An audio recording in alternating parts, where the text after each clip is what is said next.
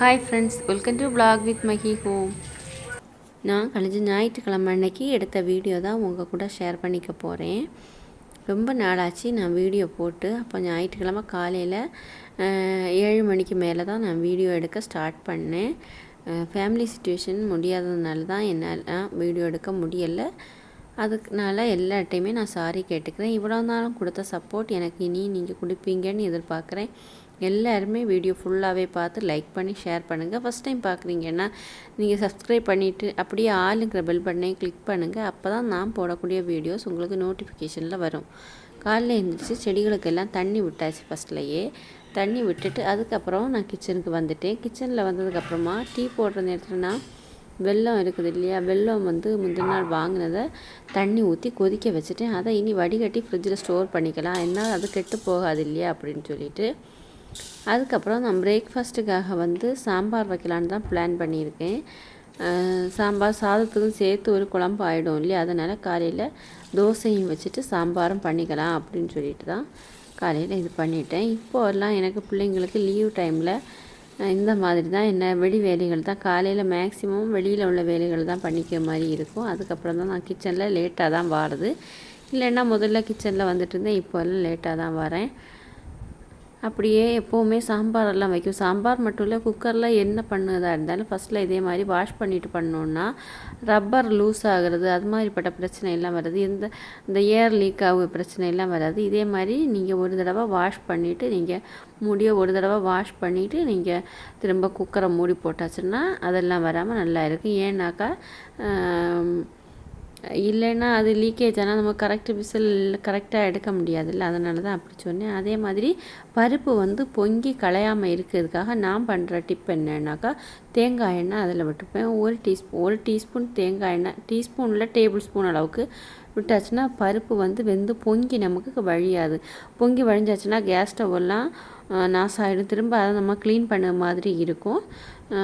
இதே மாதிரி தேங்காய் எண்ணெய் விட்டுட்டு அதுக்கப்புறம் நீங்கள் குக்கரில் ஏர் வந்ததுக்கப்புறம் விசில் போட்டு பண்ணி பாருங்கள், பொங்கி வடியாது. கண்டிப்பாக இந்த டிப் உங்களுக்கு யூஸ்ஃபுல்லாக இருக்கும்னு நினைக்கிறேன். அதுக்கப்புறம் காய்கறி கட் பண்ணதுக்காக தான் நான் காய்கறி கட் பண்ணதுக்கு கழுவுறதுக்காக ஒரு பாத்திரத்தில் தண்ணி எடுத்துப்பேன். அதே மாதிரி காய்கறி வேஸ்ட்டு போடுறதுக்காக ஒரு பாத்திரம் எடுத்து வச்சுருப்பேன். நான் அது கிண்ணம் மாதிரி ஒரு பவுல் மாதிரி பட்டதை எடுத்திருக்கேன். ஏன்னாக்கா நான் அந்த காய்கறி வேஸ்ட்டெல்லாம் எப்போவுமே அதில் ஊற வச்சுட்டு அதை செடிகளுக்கு விடுறது தான் பழக்கம். அதனால் நான் அதே மாதிரி பண்ணுறேன். ஆல்ரெடி நான் என்னோடய vlog பார்க்குறவங்களுக்கு தெரியும், நான் எப்போவுமே காய்கறி வேஸ்ட் எல்லாம் தான் செடிகளுக்கு போடுவது. அது ஊற வச்சு இந்த தண்ணியும் சில வேளை விட்டுப்பேன், சில நேரம் என்னென்னா வேஸ்ட்டையெல்லாம் அரைச்சி அதையும் விட்டுப்பேன். சில வேளை அதே மாதிரி மேக்ஸிமம் காய்கறி கட் பண்ணி வதக்கிட்டே அப்படி கட் பண்ணி போடுற மாதிரி இருக்கும். அதனால் அந்த நேரத்தில் என்ன எல்லாமே அந்த ஸ்டவ் பக்கத்துலேயே தான் நான் கட்டிங் போர்டு வச்சுட்டு வதக்கி பண்ணுற மாதிரி இருக்கும். அதே மாதிரி இந்த ஆயில் தீர்ந்து போனனால நான் உடனே பாட்டிலில் தேங்காய் எண்ணெய் தான் விட்டுக்கிட்டேன். நான் மேக்ஸிமம் தேங்காய் எண்ணெய் தான் யூஸ் பண்ணுறது. எண்ணெய் விடும்போது அடியில் ஒரு தட்டு போட்டு நம்ம எண்ணெய் விட்டுட்டோன்னா வெளியில் சிந்தினா கூட நம்ம க்ளீன் பண்ணுறது ஈஸியாக இருக்கும்.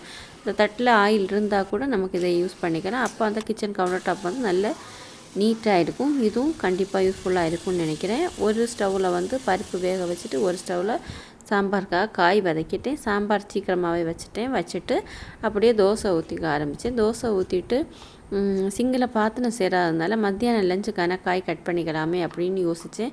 அந்த டைம் நமக்கு சேவ் ஆகும் இல்லையா. கிச்சனில் ஸ்டவ்வில் ஏதாவது வச்சுட்டு அந்த நேரம் பக்கத்துலேயே எடுத்து இதே மாதிரி காய் கட் பண்ணிக்கிற வேலை பண்ணிக்கிட்டோன்னா ரொம்பவே ஈஸியாக இருக்கும். அதே மாதிரி தோசையும் சாம்பாரும் என்னோடய வீட்டில் பிள்ளைங்களுக்கு எப்படின்னா சுட தோசை சுட்டு கொடுத்தா பிடிக்கும். தோசை சூடானா அவங்க 2 சாப்பிட்டுட்டு போவாங்க, மற்றபடி 1 கூட சாப்பிடுவாங்க. சூடோடு சுட்டு கொடுத்தா பிடிக்கும்.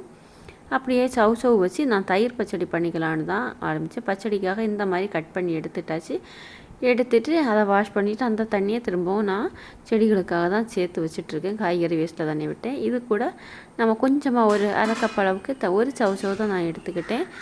அது கூடவே அரை டம்ளர் அளவுக்கு தண்ணியும் சேர்த்து தேவையான அளவு உப்பும் போட்டு தான் நான் குக்கரில் வேக வைக்க போகிறேன். சைடு பை சைடு இதுவும் நடக்கும் அதுவும் நடக்கும்.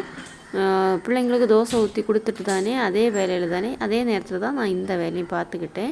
எவ்வளோ முடியுமோ அவ்வளோ தூரம் பண்ணிக்கலாம் அப்படின்னு சொல்லிட்டு காலையிலே குக்கிங் வேலையை முடிக்கலாம்னு இல்லை, என்னால் முடிஞ்ச அளவு செய்யலாம், கிச்சனில் இருக்கிற வரைக்கும் செய்யலாம் அப்படின்னு அதுக்காக தயிர் பச்சடிக்காக தேங்காய், காரத்துக்கு ஏற்ற மாதிரி பச்சை மிளகா, ஒரு பல் பூண்டு, நான் வந்து சின்ன பல்லானதுனால 2 பல் எடுத்துக்கிட்டேன், கொஞ்சமாக கடுகு, தேவையான அளவு தண்ணி விட்டு நல்லா ஃபைன் பேஸ்ட்டாக அரைச்சி எடுத்துக்கோங்க. நம்ம நார்மல் தயிர் பச்சடிக்கெல்லாம் அரைச்சி எடுப்போம் இல்லையா, அதே மாதிரி நல்ல ஃபைன் பேஸ்ட்டாக அரைச்சி எடுத்துட்டால் போதும். இந்த நேரத்தில் வெள்ளைப்பாகு வந்து ஆறுனதுனால பாட்டிலில் அப்படியே விட்டுட்டேன். வடிகட்டியாச்சுன்னா அதில் உள்ள அழுக்கெல்லாம் நமக்கு வந்துடும். என்ன எது பண்ணணுன்னாலும் ஈஸியாகவே எடுத்துடலாம். அப்போ இதோ நான் அடைச்சி இனி ஃப்ரிட்ஜில் தான் வைக்க போகிறேன். எல்லோரும் காலையில் பிரேக்ஃபாஸ்ட் சாப்பிட்டாச்சு. அதுக்கப்புறம் நான் பாத்திரம் கழுவுறதுக்காக தான் வந்துட்டேன். எப்போவுமே பாத்திரம் கழுவுவது வந்து எனக்கு முன்னாடி பிடிக்காத வேலையை தான் இருந்துச்சு.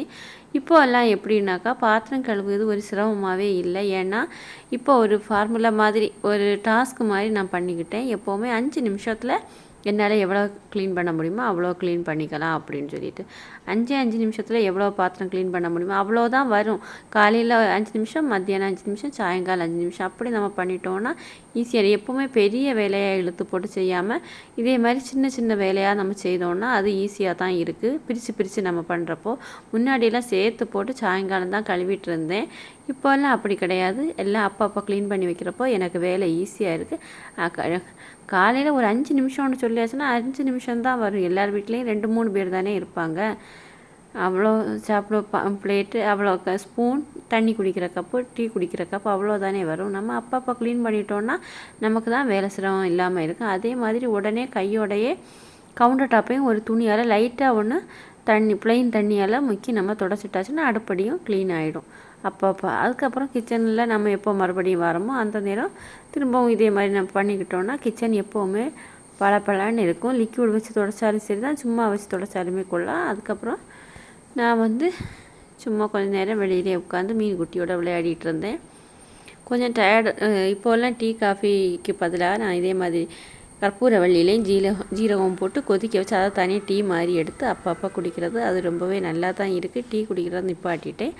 அதுக்கப்புறம் என்னோடய க்ளீனிங் வேலை தான் ஸ்டார்ட் பண்ணேன். டெய்லியுமே ஒரு 1/2 மணி நேரம் க்ளீனிங் பண்ணுறது ரொம்ப நல்லா இருக்கும்னு சொல்லிட்டு என்னைக்கும் ஒவ்வொரு இடம் வச்சு நான் க்ளீன் பண்ணிகிட்ருக்கேன். அதனால தான் இது டைனிங் ஹால் இன்னைக்கு க்ளீன் பண்ணலாம் அப்படின்னு சொல்லிட்டு தான் க்ளீன் பண்ணிகிட்டு இருந்தேன். நான் டைனிங் டேபிள் மேலே வந்து மணி பிளான்ட் செடி வச்சுருக்கேன். அதுக்குள்ளே அந்த ஒரு பவுலில் அதில் 2 ஃபிஷ்ஷும் இருக்குது.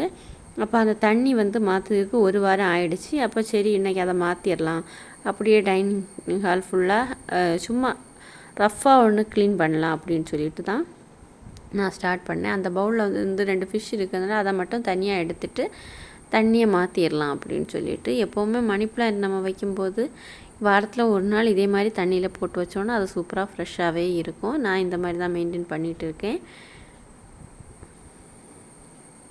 அந்த பவுல்லையும் வழுவழுப்பு தன்மை மாறுறதுக்காக தான் நான் அப்போ தான் நமக்கு க்ளீன் பண்ணால் மீன் வந்து நல்லா இருக்கும். எனக்கு ஹரி தான் வந்து மீன் கொடுத்தான் இதுக்கு முன்னாடி. அதனால தான் அவன் மீன் எப்படி இருக்குன்னு பார்க்கறதுக்காக நான் பார்த்துட்டு வந்துட்டு போயிட்டே இருந்தான். அதுக்கப்புறம் இந்த பவுலில் இருக்க வழுவழுப்பு தன்மை மாறுறதுக்காக நான் வந்து என்ன யூஸ் பண்ணிப்பேன்னா, நம்ம டிஷ்வாஷ் லிக்விட் இருக்குது இல்லையா, அந்த டிஷ்வாஷ் லிக்விடில் தான் கொஞ்சம் போல எடுத்து அதில் விட்டு ரஃப்பாக கை கொண்டு தேய்ச்சாலே போதும். நல்லா பளிச்சுன்னு பளபளன்னு அந்த பவுல் நல்லா கிளியர் ஆகிடும்.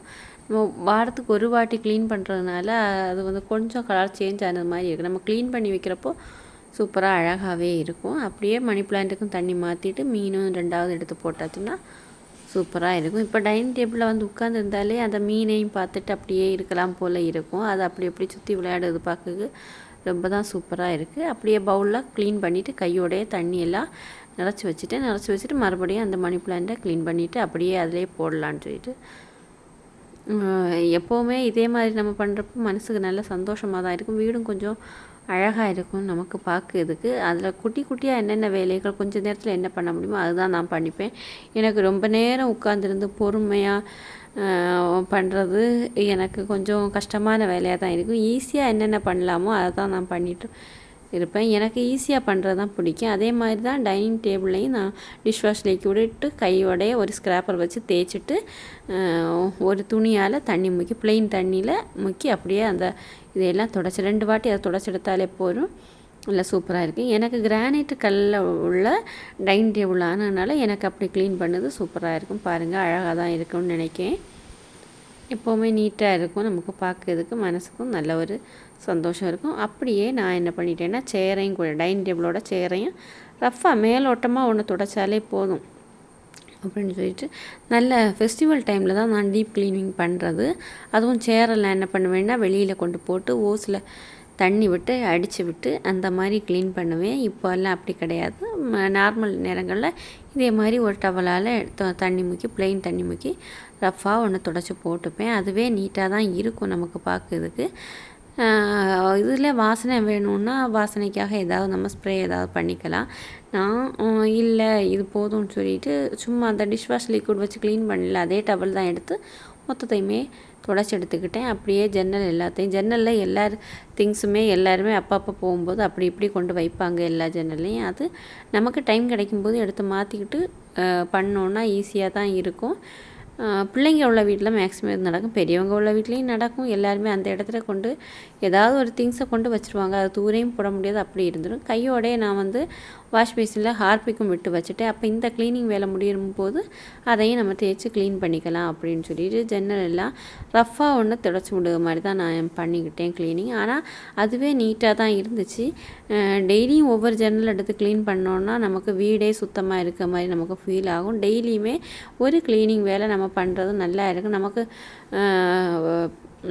வீடு சுத்தம் பண்ண திருப்தியும் இருக்கும், நமக்கு பார்க்கறதுக்கும் அந்த இடத்துல போய் இருந்து பார்க்கும்போது மனசுக்கு சந்தோஷமாக நல்ல ஒரு பாசிட்டிவ் எனர்ஜி கிடைச்சது மாதிரி எனக்கு ஃபீல் ஆகும். இன்றைக்கி டெய்லியும் சாயந்தரம் இன்றைக்கி நான் இவ்வளோ வேலை செய்திருக்கேன் அப்படின்னு யோசிக்கும்போது நம்ம மனசுக்கு நல்ல ஒரு நிறைவாகவும் சந்தோஷமாகவும் இருக்கும். நான் அப்படி தான் யோசிக்கிறது உண்டு. டெய்லியுமே நான் இன்றைக்கி இவ்வளோ வேலை செய்தேனே அப்படின்னு சொல்லிட்டு எனக்கு நானே தட்டி கொடுத்துப்பேன். பரவாயில்ல, இன்றைக்கி இவ்வளோ வேலை செய்துட்டேனே அப்படிங்கிற மாதிரி. எல்லா நாளும் ஒரே மாதிரி இருக்காது. சில நாட்கள் நிறைய வேலைகள் செய்ய முடியும், சில நாட்கள் கொஞ்சம் வேலைகள் தான் செய்ய முடியும். ஒவ்வொரு நாள் ஒவ்வொரு மாதிரி இருக்கும். அதே மாதிரி ஜன்னல் எல்லாம் க்ளீன் பண்ணிவிட்டு கையோடையே நான் வாஷ் பேசினும் க்ளீன் பண்ணியாச்சு. அப்படியே டைனிங் ரூம் வந்து க்ளீனிங் வேலைகள் முடிஞ்சுது. அப்படியே கிச்சனில் மறுபடியும் வந்துட்டேன். சவ் தயிர் பச்சடிக்காக அரைச்சி வச்சுருந்தேன் இல்லையா, அப்போ அதை எடுத்துக்காக கடுகு தாளிச்சிட்டேன்.